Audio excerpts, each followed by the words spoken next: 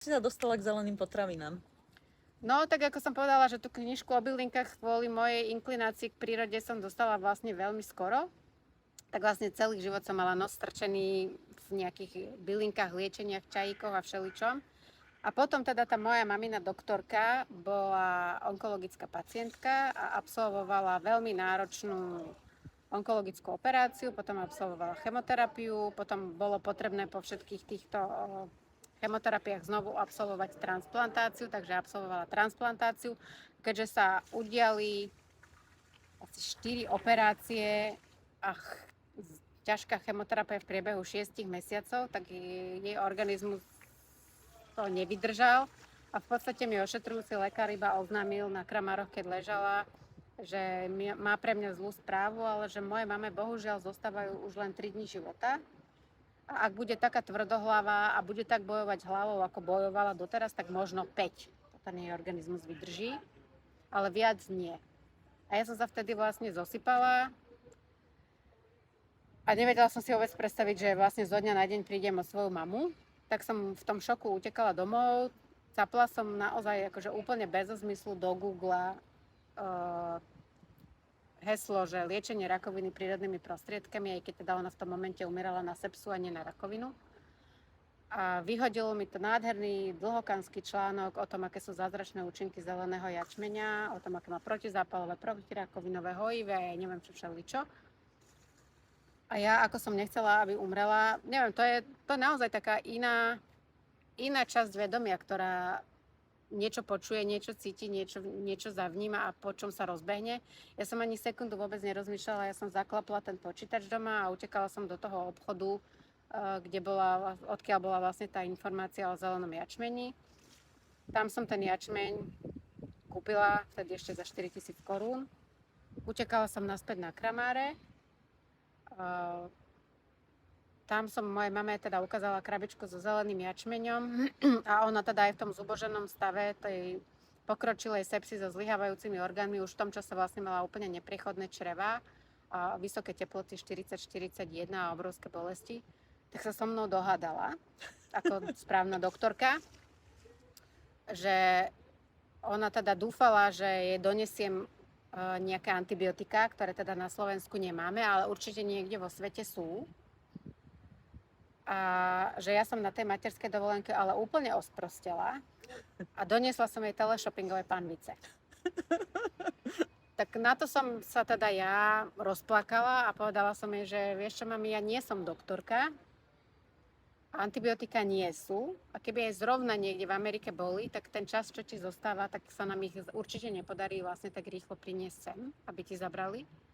A na druhej strane hovorím, pozri sa, kam ťa tvoji kolegovia, vašimi metodami dostali za 6 mesiacov a ja som iba tvoja dcéra a keď mne niekto povie, že hoci čo rastie za našim domom, ti zachráni život, tak ja budem kopať celú noc a mne to stojí za to, aby som to na tebe vyskúšala.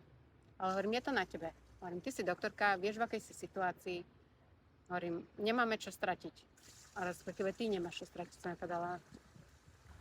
Ja som povedala, mami, máme len 2 možnosti. Antibiotika nie sú, takže alebo si to sadnem a teda ťa ešte 3 dní budem držať za ruku, alebo teda môžeme vyskúšať tie teleshoppingové panvice. No samozrejme, že bola dourážaná a povedala, že je to nesterilné a ja ju chcem zabiť a hrozne sa cítila dotknutá, že ako môžem byť na ňu taká zlá a krutá a ja neviem čo všetko. Tak som tam proste len tichučko sedela, lebo som už vlastne nemala k tomu celému čo povedať a bolo mi to ľúto a sama som vlastne nevedela, čo s tou situáciou. No a potom som pozrela na hodinky a povedala som, že teda už si musím ísť deti do škôlky vybrať. Takže sa s ňou musím rozlúčiť a musím ísť, že zase zajtra prídem. A tak som jej dala pusu na líca a odchádzala som preč a ona na mňa zavolala, že aby som si tú krabičku s jačmeňom vzala. Ja som ju nechala totiž na nočnom stolíku v nemocnici. Ja som jej povedala, nie mami, to som kúpila tebe. A ak som sa od tých otvárajúcich dverí, už som držala kľúčku, otočila a iba jej hovorím, že vieš, mami, že vieš dobre, že som na rodičovskom, teda akože na materskej a už mám iba rodičovský príspevok a ten je 6500 korún. A ja som ti za tento jačmeň dala 4000 korún, mne nezostalo pre Janka ani na plienky. A to bol vlastne pre ňu ten prvý a jediný argument, na ktorý počula. A ona bola tá doktorka s tou zatvorenou myslou, tak mi povedala, okamžite sa vráť, otvor to, zarob mi to a dáš mi to okoštovať, aby som ti ukázala, že si tých 4 000 korún minula zbytočne. Takže ja som sa teda vrátila a tým, že ona už nemohla jesť ani piť, už mohla naozaj asi len deci alebo deci a pol tekutiny po lyžičkách, to ako sa jej vysušovali sliznice dýchaním, tak som jej polčajové lyžičky jačmeňa zarobila do takého toho plastového štamprlíka, kde doktori nechávajú, či sestričky nechávajú tabletky. A to som jej tak akože po pár lyžičkách podávala. A potom som jej ešte vlastne dozarábala a povedala som jej, že keď teda bude volať sestričky na zvlhčovanie úst, tak aby jej vlastne nedali vodu, ale aby jej dali ten zelený jačmeň. No a na druhý deň ráno, o nejakej 10. 11. mi volal ten istý pán doktor, že pani Lukáčová, prosím vás pekne, čo najrýchlejšie sa dostavte do nemocnice. A oni vám nikdy nepovedia, že prečo, iba takým tým vážnym tónom mi to povedal. No a tak ja som sa na smrť vydesila, sa hovorím do prdele. Tak akože ja som tam ten jačmeň nechala, dala som jej to okoštovať. Ona do rána zomrela z toho, ja som mu zabila. A oni tam sú teraz určite aj policajti a idem do basy a čo teraz akože tie moje dve malé deti. No nič, tak som tam proste s tlakom 250 nakračala statočne do tej nemocnice, tak konfrontovať sa, že čo sa udialo. Zaklopala som pánovi doktorovi na tú lekárskú miestnosť. Pán doktor ma posadil a povedal, že bol som ráno na vizite, pani Lukáčová, videl som vašu mamu, hovorila aj, že ste jej niečo doniesli, aj, že ste jej niečo dali.